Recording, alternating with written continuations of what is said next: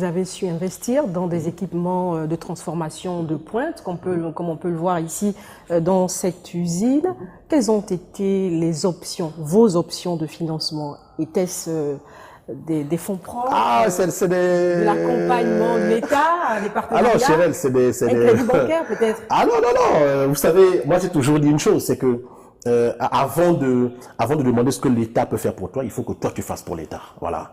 Aujourd'hui, comme je l'ai dit tout à l'heure, j'ai eu un rêve, j'ai eu une opportunité et je l'ai fait sous fonds propres. C'est des sacrifices quand même de plusieurs années. Voilà, c'est 60% de mon salaire que je prenais pour pouvoir réaliser cette usine. C'est tout ce que j'ai vendu comme voiture, tout ce que j'ai vendu comme terrain m'appartenant pour pouvoir le réaliser. C'est des nuits de sommeil. Les portes n'ont pas forcément été ouvertes comme je le souhaitais. J'ai cogné à des portes pour qu'on puisse m'appuyer, m'accompagner, sans pour autant forcément demander de l'argent pour acquérir des machines, mais déjà au moins ne fût-ce qu'un accompagnement financier qui me permet au moins de lancer l'usine. Ça a été compliqué, ça a été dur, c'était difficile.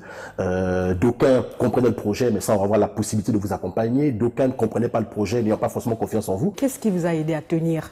La vision. On entend bien, ça non, n'a pas été facile. La vision et la résilience. Parce que, comme je dis toujours, c'est que l'entrepreneuriat aujourd'hui permet de faire découvrir une certaine facette de votre caractère que vous n'avez pas avant.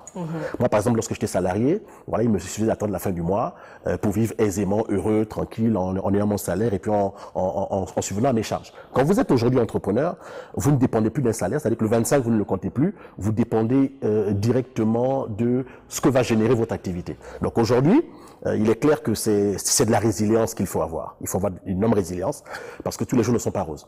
Tous les jours sont un combat pour faire en sorte que vous fermez votre usine. Tous les jours sont un combat pour que vous vous découragiez.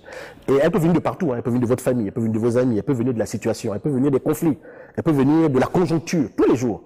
Mais ce qui vous donne la force de pouvoir toujours avancer, c'est de voir les opportunités qu'elles peuvent avoir. Lorsqu'on veut atteindre un objectif, il faut qu'on se donne les moyens. C'est un travail qui s'est fait sur 4 ans. D'avoir une machine aujourd'hui, 2 machines demain.